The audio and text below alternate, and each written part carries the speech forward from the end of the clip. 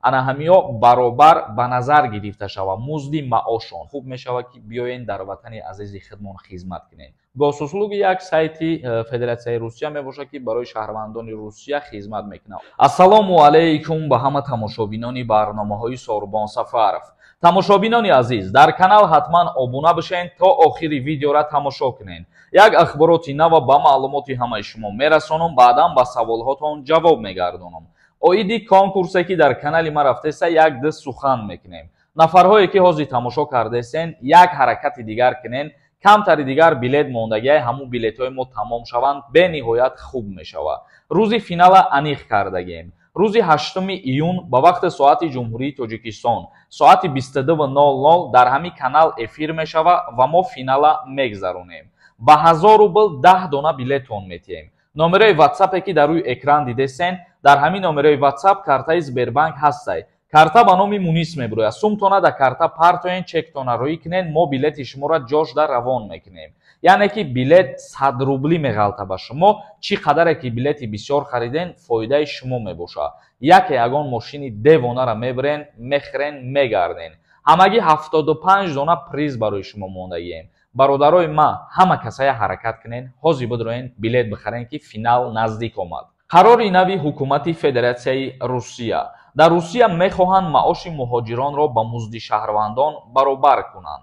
дар Федератсияи Русия ҳар як муҳоҷире кору фаъолият мекунад, нисбат ба шаҳрвандони Русия музди маоши камтар мегирад ва ҳукумати Федератсияи Русия хост ки маоши анамин шаҳрвандои хориҷӣ ба маоши шаҳрвандони Русия баробар карда шавад. яъне ки дар Федератсияи Русия Сергей Миронов дар бораи ҳуқуқи коргарони хориҷӣ як қатор пешниҳодҳо ироа кард ки яке аш баланд бардоштани музди маоши муҳоҷирон мебошад.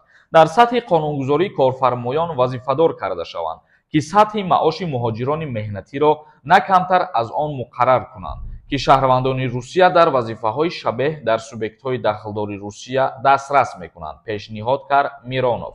тавре сиёсатмадор афзуд, вайронкунандагони ин қоида бояд ҷарима шаванд ва ҷаримаҳо барои беҳбудии зиндагии оилаҳои серфарзанд истифода карда шаванд. яъне ки Миронов пешниҳод намуд ки дар Федератсияи Русия ҳар як муҳоҷире кору фаъолият мекунад ё ҳар як корфармое ҳастае ки муҳоҷирора ба кор қабул мекунад, ана ҳамиё баробар ба назар гирифта шава музди маошон. дар ҳолати баробар накардани музди маош хостанд ки ана ҳамон корфармора ҷарима таъин кунанд.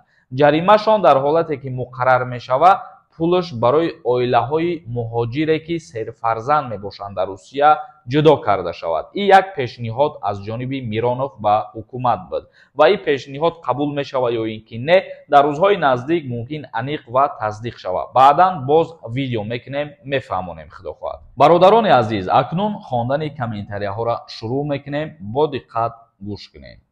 доруҳои табиӣ аз ширкати шифофармо барои шумо. инчунин доруҳо барои зиёд кардани риш ва мӯи сар. инчунин доруҳо барои нест кардани простатит ва зиёд кардани қувваи мард. доруҳо барои нест кардани сангу намаки гурда. ба рақамҳои рӯи экран дар тамос бошед. инчунин нафарҳое ки мехоҳанд ҳиҷомаи бепул кунанд, шумо ҳам муроҷиат кунед. қурби асъор нависонда. ассалому алайкум, ба мо ғариби осонӣ шавад, мо хурсанд. худованд ғамхору бузург аст. рӯзе мешавад мо толеъбаланд мешавем иншааллоҳ. худованд кулли мардуми тоҷика дар ҳар куҷое ки қарор доранд нигаҳбон бошад ва худованд ҳама мардуми тоҷика муваффақ бигардонад. назриев нависонда. ассалому алайкум Сорбон додар. бисёр барномаҳои бомаънӣ бисёр хуб мешуд ки дар ҳар як барномаи навад қурби доллар ва рубли русиро мегуфтед. дуруст қайд кардӣ бародари азиз. мо гуфтем ки аз инҷа пас дар барномаҳо кӯшиш мекунем ки қурби асъори ҳамирӯзара пешниҳоди шумо бигардонем. маҳмудов нависондай. акаи Сорбон, ҳамин хизмат кай буд мешавад? ҷавобшам мегуфтен соз мешид. пешакӣ раҳмат акаҷон. даъваткунӣ ба хизмати ҳарбӣ рӯзи 27 ба анҷом мерасад. боз видео мекунам, ба шумо хотиррасон мекунам. маҳмадалӣ нависондай. ассалому алайкум акай, илтимос ҷавоб ден. пешакӣ раҳмат. ҳамин ман паспорти российский дорам. ман мехоҳам хизмат кунам Россияда. мара Украина ҷанг мебаранд. дар ҳолате ки дар Федератсияи Русия хизмат мекунен, шумо аллакай дар учёти военёш дохил мешен.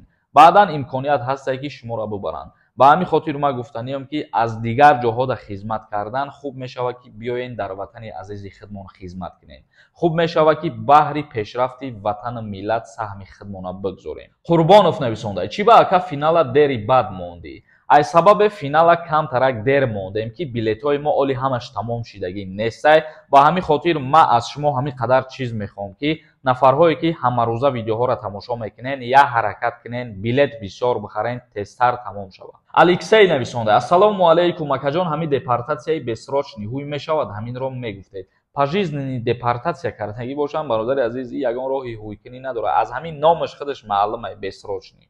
Ҷаҳонгир нависондай: ака моҳи июн аблава будай. Ҳамин гап ростае? И гап дурӯғай. Дар моҳи июн ёки июл ягон каса агар даъват кунад, танҳо барои шахсиятша муайян кардан даъват мекунанд, номнавис мекунанд, ба қайд гирифта ҷавобаш медиҳанд. Тамом. Зимля нависондай: ассалому алайкум ака, ҳамин худаш госуслуга мефаҳмонди. Мафҳумаш чияй? Ман ҳамира ҳеҷ нафаҳмидам. Боз як чӣ барои мигрантҳо госуслугара регистратсия намекунанд. Барои мигрантҳо регистратсия намекунанд дар госуслуга. Вақте ки шумо регистратсия кардан мехоҳем, мерем ба МФЦ муроҷиат мекунем, паспортона пешниҳод мекунен, баъд дар ин сайт шумо метавонед ки регистратсия кунед худона.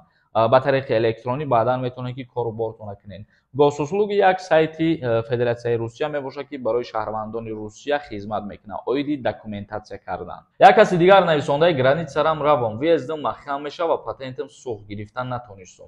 Бе патент боши ва мисол ма чанд бора мегум ба шумо ки дар граница ё ки дар таможни аэропорт ай шумо патент пурсан, вақти патент надошта бошӣ автоматически запретон мекунанд дар иҷоат. Нуралиев М нависондай: акаҷон, агар ростае ки мегӯянд ки аблава моҳи июн ҳафтумаш давом мекунад, илтимос ҷавоб диҳед. Хоҳиш мекунам ҳамхели саволои бемафкура пешниҳод накунед, чунки ман ҳамарӯза дар видеоҳо оиди ин масъалаҳо гап мезанам, лекин и то ҳар рӯз саволои такрорӣ ҳастай бо. Досов нависондай: раҳмати калом брат Сорбон, барои открытия гап мезанӣ, дили ғариборо пир мекунӣ, бисёртар ҳамин хел мардбачаҳо бошанд. Ман кӯшиш мекунам ки ҳамеша дар хизмати ана ҳамон мардуми ғариб бошам. Хизмат гуфта чиро дар назар дорам? Ман ягон коршона буд кардарам натонам агар, лекин ин ҳамихели видеоҳо мекунам, каме ҳам боша ягон информатсия ё ягон қонуни нава пешниҳод мекунам ё ягон саволшона ҷавоб медиҳам. ҳамин хизмат ҳисоб мехӯрад ва кӯшиш мекунам ки ягон вақт шуморо падвадид накунам дар масъалае ки маро дастгирӣ мекунед. Қодиров нависондай: гап нест акаи Сорбон, саломат бошед. Ака ваени билет чанд сум шидай? Илтимос ҷавоб медоден. Ваени билети пулаки 29 000 сомон шидагия қариб.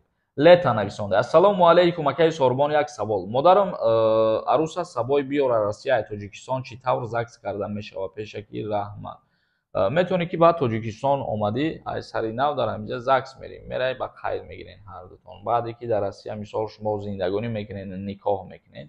Ғаниев нависонда: ассалому алайкум, ҳамин савола ҷавоб диҳед. Ман граница гузаштам, гости кардам. Бо метавонам баъди 3 моҳ граница гузарам, гости кунам? Пешакӣ раҳмат. Баъди 3 моҳ вақте ки ай Россия берун мебирой, то 3 моҳ пас ҳақ дорӣ ки обратно бидроӣ. Тамошобинони азиз, видеоро ҷамъбаст мекунем. То навораҳои оянда худованд ҳамаи мо ва шуморо нигаҳбон бошад.